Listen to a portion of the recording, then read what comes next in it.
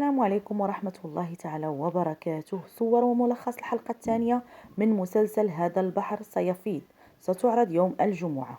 عادل وإيليني اللذان يكافحان للنجاة بعد حادث خطير، يجدان نفسيهما عالقين في كمين نصبه جوكهان ورجاله، وتهرع أسماء لمساعدتهما بينما يكافحان للنجاة وسط الرصاص.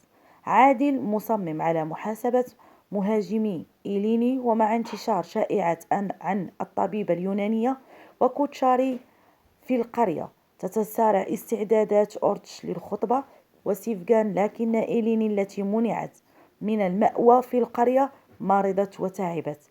يلتقي أورتش إيليني على الشاطئ فيساعدها ويأتمنها عند إسما. رغم معارضة القرية، تهتم إسما بإيليني كابنة. في هذه الأثناء، خلال حفل الخطوبة، يصل عادل يستعيد الأرض التي تركها له بحق الدم، مما يضع إسما وعادل وجها لوجه.